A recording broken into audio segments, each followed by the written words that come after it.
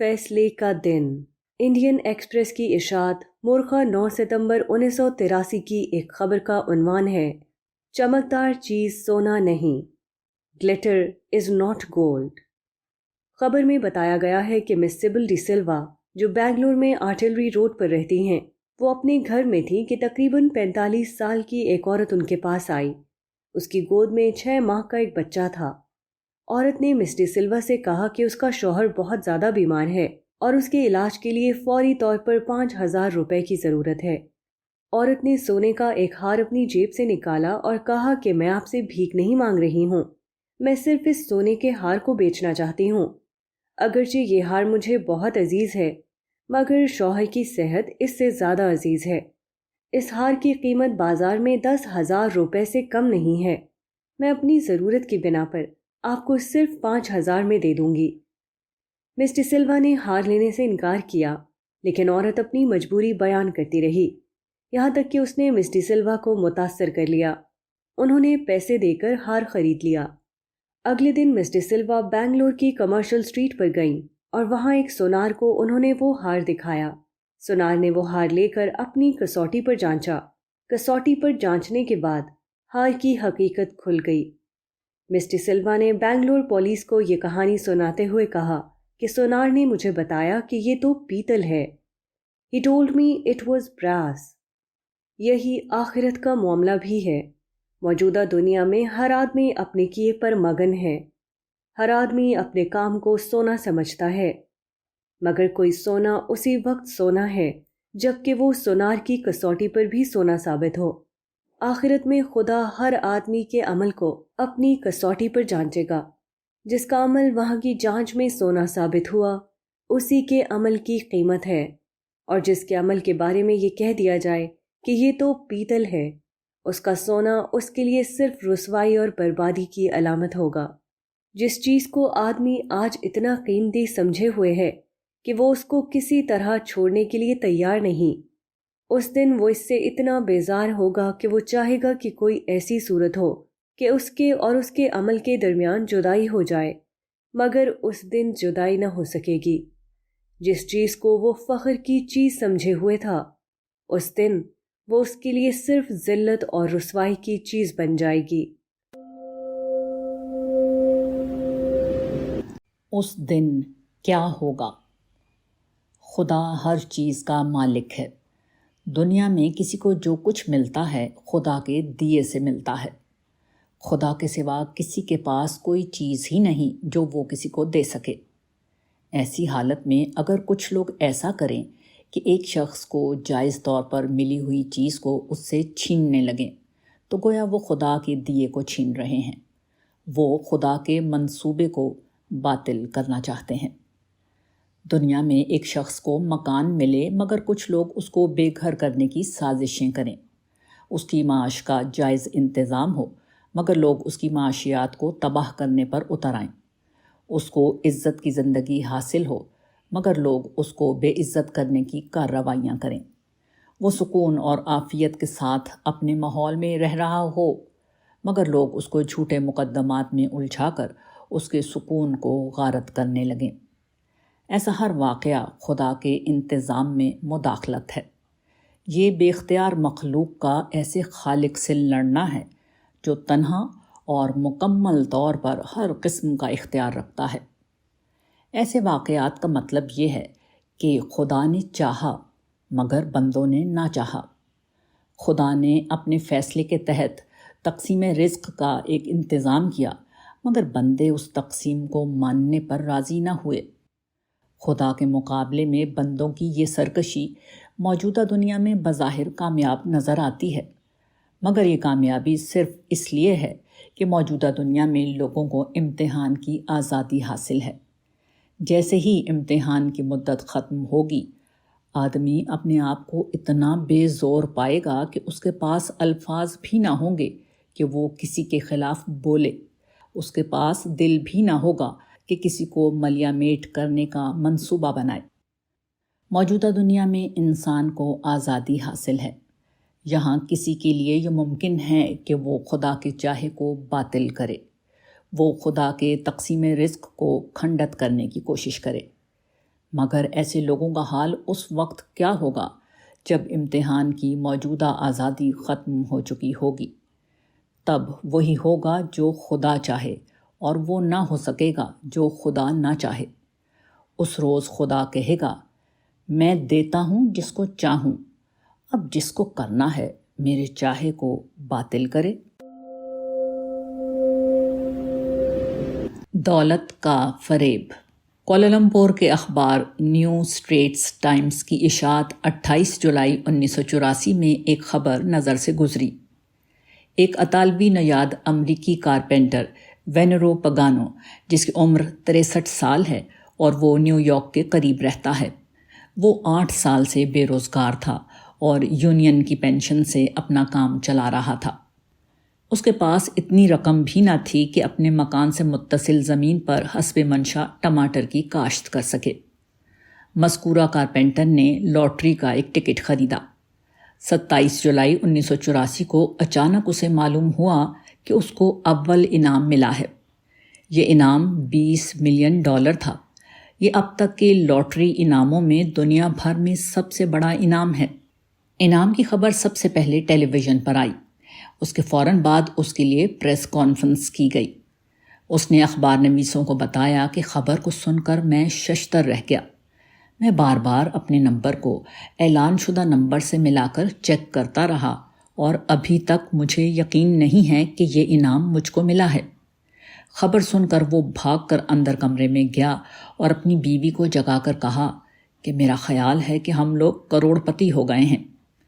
اس نے اخبار نویسوں سے کہا کہ مجھ کو جو ضرورت تھی وہ میں نے پا لیا۔ میں نے اپنا مکان پا لیا، میں نے اپنے ٹماٹر پا لیے۔ I got whatever I need. I got my house. I got my tomatoes. دنیا میں آدمی کے پاس دولت ہو تو اس کا ہر کام پورا ہو جاتا ہے۔ اس لیے آدمی سمجھتا ہے کہ دولت سب کچھ ہے۔ دولت مل جائے تو آدمی سمجھتا ہے کہ اس نے سب کچھ پا لیا، حالانکہ سب کچھ پانا یہ ہے کہ آدمی آخرت میں خدا کی رحمتوں کو پالے۔ موت سے پہلے کی زندگی میں آدمی جن مسائل سے دوچار ہے ان سے بالکل مختلف وہ مسائل ہوں گے جن سے آدمی موت کے بعد کی زندگی میں دوچار ہوگا۔ آج دولت کی اہمیت ہے، اس وقت ایمان اور عمل صالح کی اہمیت ہوگی۔ آج چیزیں بازار سے حاصل ہوتی ہیں، اس وقت تمام چیزیں خدا کی رحمت کے خزانے سے ملیں گی۔ آج مادی قوانین کے تحت آدمی کو مقام ملتا ہے، اس وقت اخلاقی قوانین یہ فیصلہ کریں گے کہ آدمی کو کیا ملے اور کیا نہ ملے۔ گھاٹے والا۔ قرآن میں ارشاد ہوا ہے، کہو کیا میں بتاؤں کہ اعمال کے اعتبار سے سب سے زیادہ گھاٹے میں کون لوگ ہیں؟ وہ لوگ جن کی کوششیں دنیا کی زندگی میں کھوئی گئیں اور وہ اسی خیال میں رہے کہ وہ اچھا کام کر رہے ہیں۔ یہ وہ لوگ ہیں جنہوں نے اپنے رب کی نشانیوں کا اور اس سے ملاقات کا انکار کیا، پس ان کے اعمال ضائع ہو گئے۔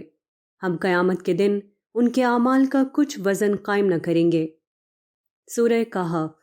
تمام محرومیوں میں سب سے زیادہ عجیب محرومی وہ ہے جب کہ آدمی کمائی کرے مگر اس کو اس کا حاصل نہ ملے۔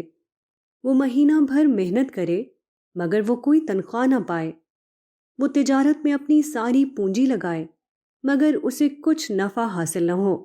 وہ ارمانوں کے ساتھ اپنا گھر بنائے مگر اس میں اس کو چین کے ساتھ رہنا نصیب نہ ہو۔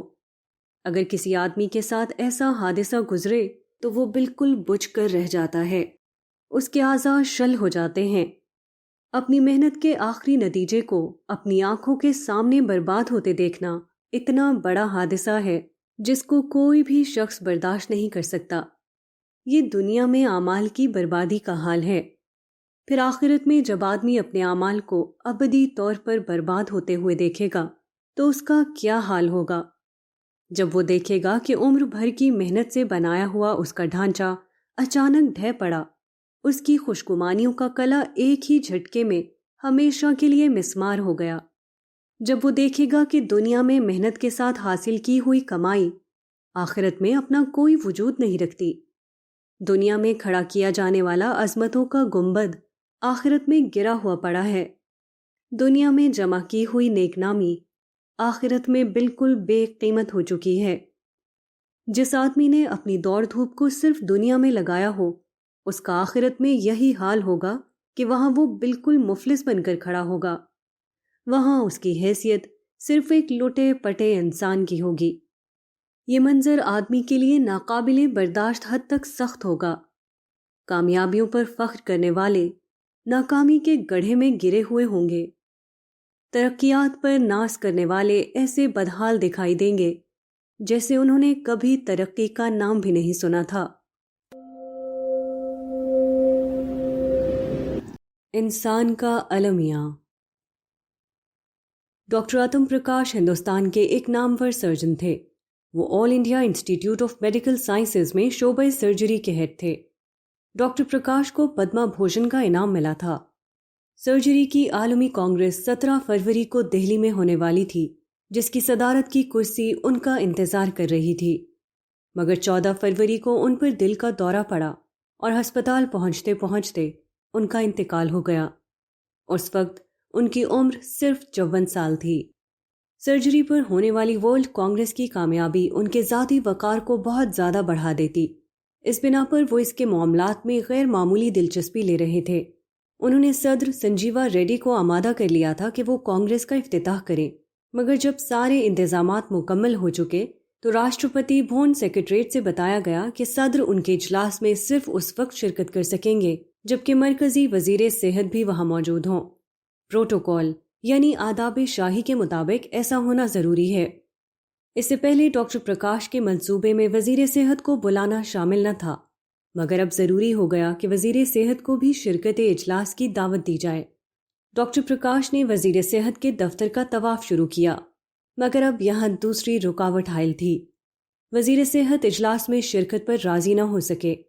ایک ایسے اجلاس میں شرکت کرنا ان کی عزت نفس کے خلاف تھا جس کے اولین پروگرام میں ان کو شامل نہ کیا گیا ہو۔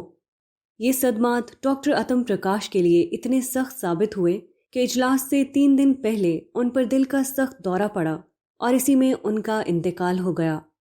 کوئی شخص اپنے وقت سے پہلے نہیں مرتا، مگر ایک اخباری مبصر کے یہ الفاظ بالکل درست ہیں کہ موت کے طویل سفر پر روانہ ہونے سے پہلے وہ دہلی کے سب سے زیادہ پریشان آدمی تھے۔ He was the most worried man in town before he took the long road. آج آدمی وقار کے کھونے کو بھی برداشت نہیں کر پاتا، پھر آنے والی دنیا میں آدمی کا کیا حال ہوگا جب اس کو بھوک اور پیاس لگے گی مگر وہاں کھانا نہ ہوگا جس کو وہ کھائے اور پانی نہ ہوگا جس سے وہ اپنی پیاس بجھائے۔ وہ تیز دھوپ میں جل رہا ہوگا مگر اس کے لیے کوئی سایہ نہ ہوگا جس کے نیچے وہ پناہ لے۔ عذاب اس کو چاروں طرف گھیرے ہوئے ہوگا مگر وہاں کوئی مددگار نہ ہوگا جو اس کی مدد کو پہنچے۔ وہ انسان جو کنکری کی چوٹ کو برداشت نہیں کرتا حالانکہ اس کے اوپر مصیبتوں کا پہاڑ ٹوٹ کر گرنے والا ہے۔ موت کا حملہ۔ سکندر اعظم 356 تا 323 قبل مسیح یونانی بادشاہ فلپ کا لڑکا تھا۔ اس نے تخت ملنے کے بعد 10 سال کی مدت میں اس زمانے کی معلوم دنیا کا بیشتر حصہ فتح کر ڈالا۔ مصر کا شہر سکندریہ اس کے فتح مصر کی یادگار کے طور پر اب بھی موجود ہے، مگر بالآخر اس کا انجام کیا ہوا؟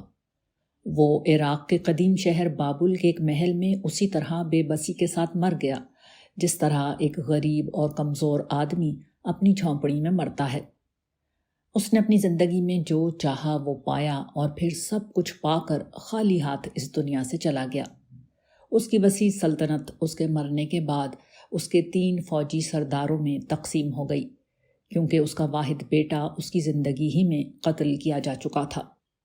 سکندر کی عظمت کا یہ حال تھا کہ جولیس سیزر ایک بار اسپین میں سکندر کے مجسمے کے سامنے سے گزرا تو اس کو دیکھ کر وہ بے اختیار رونے لگا۔ اس نے کہا کہ سکندر نے جو فاتحانہ کارنامے 10 برس کی مدت میں انجام دیے، اس کا 10واں حصہ بھی میں اب تک انجام نہ دے سکا۔ سکندر مخالفت کو بالکل برداشت نہیں کرتا تھا۔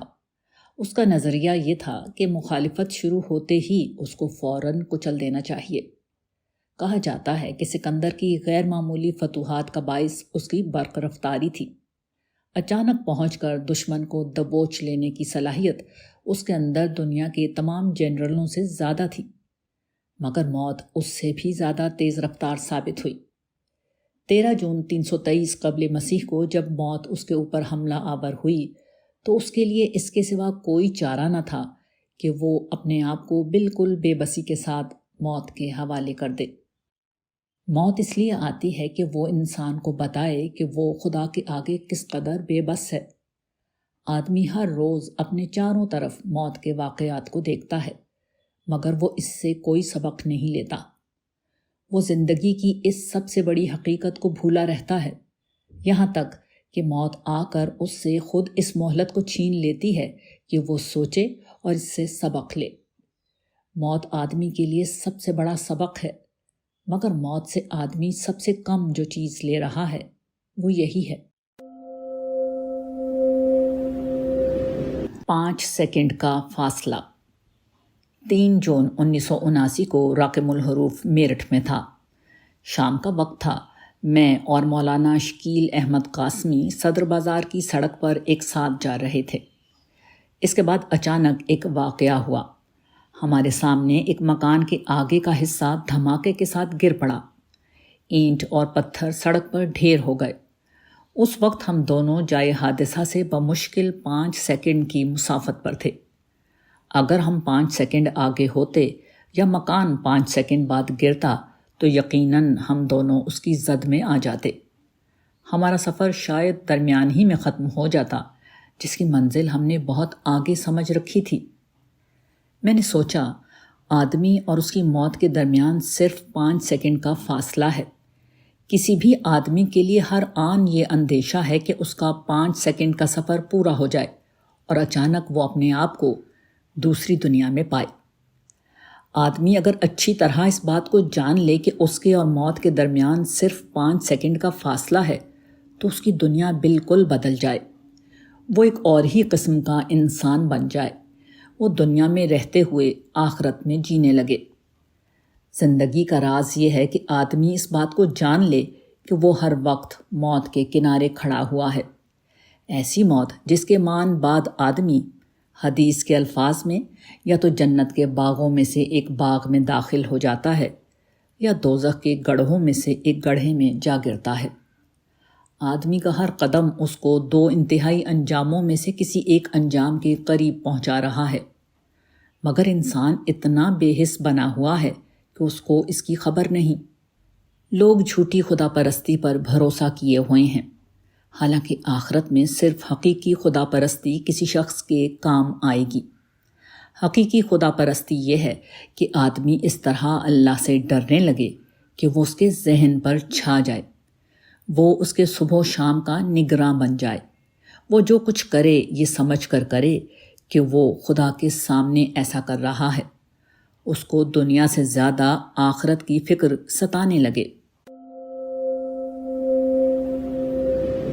نا تمام کہانی۔ مسٹر پی این پاٹھک ایک بے حد محنتی آدمی تھے۔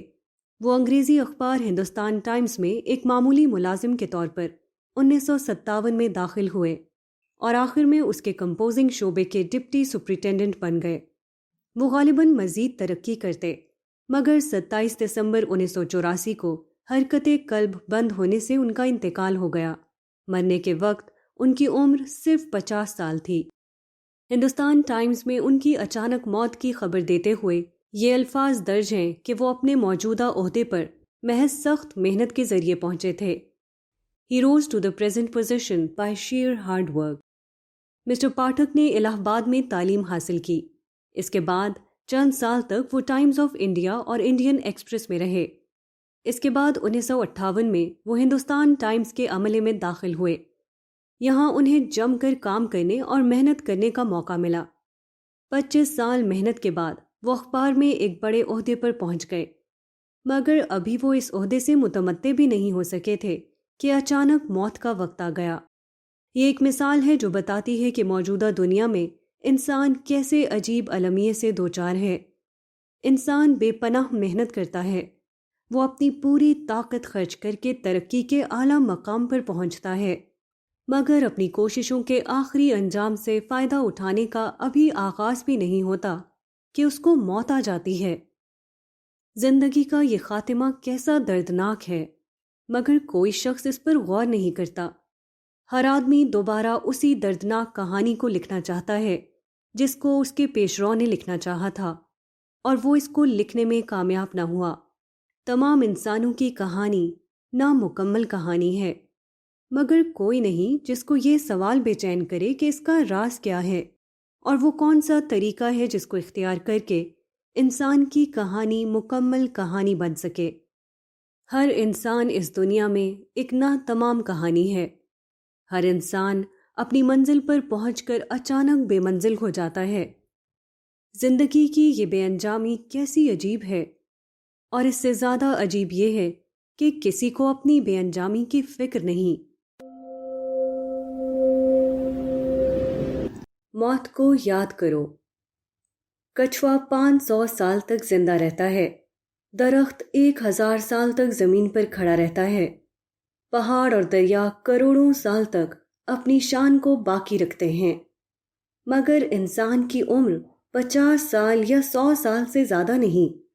انسان جو بظاہر تمام مخلوقات میں سب سے زیادہ اشرف اور افضل ہے، وہ سب سے کم زندگی پاتا ہے۔ اس سے بھی زیادہ عجیب بات یہ ہے کہ یہ مختصر زندگی بھی ناکامیوں کی ایک مسلسل داستان کے سوا اور کچھ نہیں۔ آدمی کی زندگی غم اور دکھ سے اتنا زیادہ بھری ہوئی ہے کہ خوشی کے لمحات غفلت کی چند جھلکیوں سے زیادہ حقیقت نہیں رکھتے۔ بیماری، حادثہ، بڑھاپا، امیدوں کی مسلسل پامالی کا نام زندگی ہے، اور بالآخر اس قسم کے دردناک ایام گزارتے ہوئے ایک دن موت کے آگے شکست کھا جانا۔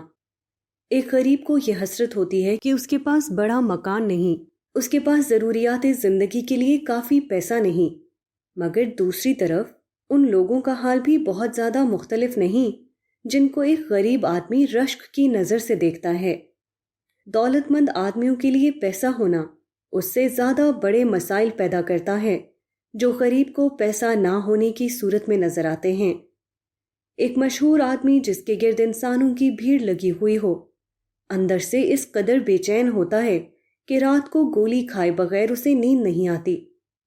غرض اس دنیا میں ہر آدمی دکھی ہے، کوئی ایک صورت میں اور کوئی دوسری صورت میں۔ بالفرض کوئی شخص ناموافق حالات سے بچ جائے اور اس خوش قسمتی کو حاصل کر لے جس کو سکھ اور چین کہتے ہیں، تب بھی کتنے دن تک؟ اگر کوئی شخص اتفاقی اسباب کے تحت خوشیوں کا خزانہ اپنے گرد جمع کر لے تو وہ بھی بس صبح سے شام تک کے لیے ہوگا۔ اس کے بعد اچانک موت کا بے رحم فرشتہ آئے گا اور اس کو اس طرح پکڑ لے گا کہ نہ اس کی دولت اس کو بچا سکے گی، نہ اس کی فوج۔ ہوائی جہاز کے مسافر پر بھی موت اسی طرح قابو پا لیتی ہے جس طرح ایک پیدل چلنے والے آدمی پر۔ وہ عالیشان محلوں میں بھی اسی طرح فاتحانہ داخل ہو جاتی ہے جس طرح ایک ٹوٹے پھوٹے مکان میں۔ موت آدمی کی سب سے بڑی مجبوری ہے۔ موت آدمی کو یاد دلاتی ہے کہ وہ آج سے اوپر اٹھ کر سوچے، وہ کامیابی کو زندگی کے اس پار تلاش کرے۔ کامیاب وہ ہے جو موت سے یہ سبق لے لے۔ جو شخص یہ سبق لینے سے محروم رہے، اس کی خوشیوں کے چراغ بہت جلد بجھ جائیں گے۔ وہ اپنے آپ کو ایک ایسے بھیانک اندھیرے میں پائے گا جہاں وہ ابدالآباد تک ٹھوکریں کھاتا رہے اور کبھی اس سے نکل نہ سکے۔ جب موت ذہنی طلسم کو توڑ دے گی۔ ایران میں فروری 1979 میں شاہ مخالف عناصر غالب آ گئے۔ اس کے بعد خفیہ انقلابی عدالتیں قائم ہوئیں۔ سرسری سماعت کے بعد ان افسروں کو گولی مار کر ہلاک کیا جانے لگا جنہوں نے شاہ کے حکم کی تعمیل میں شاہ مخالف عناصر کو کچلنے کی کوشش کی تھی۔ اس سلسلے میں جو خبریں آ رہی ہیں ان میں بڑی عبرت کا سامان ہے۔ جنرل ربی شاہ کی خفیہ پولیس سیوک میں اعلیٰ افسر تھے۔ 9 اپریل 1979 کو تہران میں ان کو گولی مار کر ہلاک کر دیا گیا۔ ایران کی نئی انقلابی حکومت میں ان پر مقدمہ چلایا گیا تھا۔ رائٹر کے مطابق انہوں نے اپنے بیان میں عدالت سے کہا، "I'm sorry I served somebody until it was too late to discover he was nothing." مجھے افسوس ہے کہ میں شاہ ایران کے احکام کی تعمیل کرتا رہا۔ میں اس کے بے حقیقت ہونے کو صرف اس وقت جان سکا جب کہ اس کو جاننے کا وقت نکل چکا تھا۔ یہی صورت زیادہ بڑے پیمانے پر موت کے وقت پیش آتی ہے۔ آدمی اپنی خواہشوں کے پیچھے دوڑتا رہتا ہے یہاں تک کہ موت کا وقت آ جاتا ہے۔ اس وقت اس کی آنکھ کھلتی ہے۔ اب اس کو معلوم ہوتا ہے کہ جن خوشنما خیالات اور خوبصورت الفاظ کے سہارے وہ جی رہا تھا ان کی کوئی حقیقت نہ تھی۔ موت کے جھٹکے کے بعد اچانک وہ ہوش میں آ جاتا ہے، مگر اب اس کا ہوش میں آنا بیکار ہوتا ہے کیونکہ یہ بدلہ پانے کا وقت ہوتا ہے نہ کہ عمل کرنے کا۔ اسی طرح رائٹر کے مطابق ایک اور ملزم جنرل خواجہ نوری نے عدالت کے سامنے صفائی پیش کرتے ہوئے کہا، "Because of the heavy censorship, I was unaware of the real situation."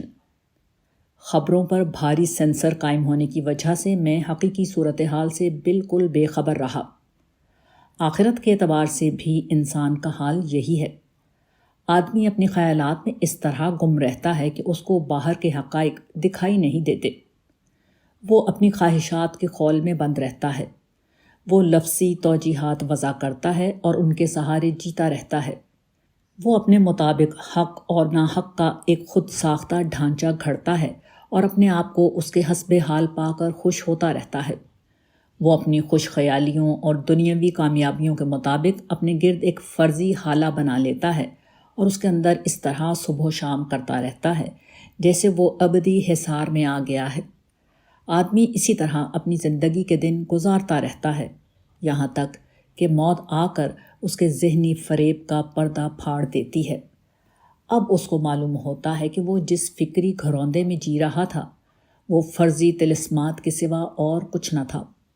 وہ جن الفاظ کو لکھ اور بول رہا تھا وہ معانی سے بالکل خالی تھے۔ وہ جن کاموں میں مشغول تھا وہ عالم آخرت کے اعتبار سے کوئی قیمت نہ رکھتے تھے۔ جن مشاغل پر اس نے خدا اور اسلام کا بورڈ لگا رکھا تھا وہ محض اس کی ایک ذاتی تجارت تھی۔ وہ صرف اپنی انا کی تسکین کے لیے متحرک تھا نہ کہ حقیقتاً خدا کی رضا کے لیے۔ 60 کلومیٹر۔ جابر حسین ایک ریلوے گارڈ تھے۔ ان کی ملازمت کی مدت پوری ہو چکی تھی۔ 17 جولائی 1981 کو وہ اندور بلاسپور ایکسپریس لے کر روانہ ہوئے۔ یہ گارڈ کی حیثیت سے ان کا آخری سفر تھا کیونکہ اگلے دن 18 جولائی سے وہ ریٹائر ہونے والے تھے۔ ریٹائرمنٹ کے بعد انہوں نے اپنی زندگی کا پورا نقشہ بنا رکھا تھا۔ ان کا خیال تھا کہ اب وہ اپنے اس نقشے کو زیر عمل لانے کے کنارے پہنچ چکے ہیں۔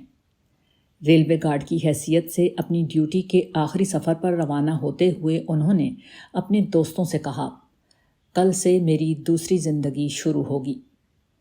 یہ سفر جابر حسین کے لیے واقعی آخری سفر تھا اور اس کے بعد ہی ان کی دوسری زندگی شروع ہو گئی، مگر اس معنی میں نہیں جس میں کہ انہوں نے سمجھا تھا، بلکہ کسی اور معنی میں۔ ان کی ایکسپریس ٹرین اپنی منزل سے 60 کلومیٹر کے فاصلے پر تھی کہ پیچھے سے آنے والی ایک مال گاڑی ان کی ٹرین سے ٹکرا گئی۔ گارڈ کا ڈبہ چکنا چور ہو گیا۔ جابر حسین فوراً ہلاک ہو گئے۔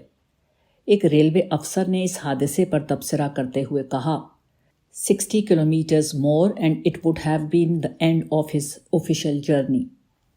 جابر حسین نے اگر 60 کلومیٹر اور طے کر لیا ہوتا تو ریلوے ملازم کی حیثیت سے ان کا سفر پورا ہو جاتا۔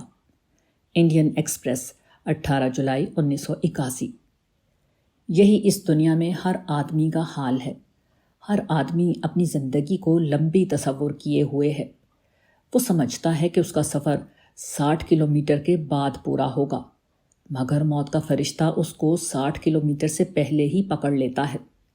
ہر آدمی موجودہ دنیا میں اپنی کل کی تعمیر کا ایک نقشہ لیے ہوئے ہے، مگر اچانک موت آ کر اس کو بتاتی ہے کہ اس کی کل اس دنیا میں شروع نہیں ہوتی جہاں 17 جولائی کے بعد 18 جولائی اور 18 جولائی کے بعد 19 جولائی کی تاریخیں آتی ہیں، بلکہ اس کی کل اس ابدی دنیا میں شروع ہوتی ہے جہاں اس دنیا کے کیلنڈر لپیٹ کر رکھ دیے جاتے ہیں۔